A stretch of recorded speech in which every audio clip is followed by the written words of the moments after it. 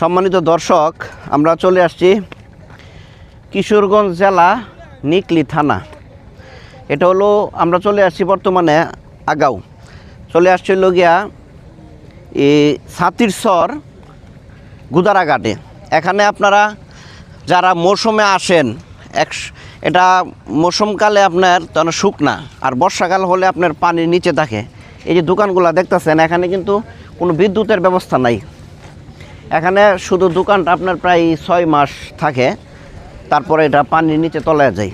তো এখানে আপনারা ঘুরতে আসলে সুন্দর একটা ভিউ পাবেন। পাশাপাশি এই যে দোকানগুলো দেখতেছেন, এই দোকানগুলো কিন্তু আপনার এখানে আসলে হালকা চা পান, নাস্তা করবেন। পাশাপাশি হাতের বড় আছে, ওই গুদারাটা দেখাও, ওই যে দেখেন ওই যে গুদারাটা আসছে, হ্যাঁ, এই গুদারা দিয়েই ওই ছাতিরচর পার হয়। আপনারা যারা আসবেন এই গুদারার মাধ্যমেই যাইতে হবে। আর আসলে এই যে বাইরের দোকানে একটা দোকান আছে, আসলে চা নাস্তা করবেন। ভাইয়ের নাম কি? মোহাম্মদ বাবুল মিয়া। এই যে মোহাম্মদ বাবুল ভাই, এই যে হাতের নিজের অরিজিনাল ডাইল দিয়ে ডাইলের বড়া বানাই, পুরি সিঙ্গারা আসলে এখানে আপনারা নাস্তা করবেন বাবুল ভাইয়ের দোকানে। তা আল্লাহ হাফেজ, সবাই সুস্থ থাকবেন, ভালো থাকবেন।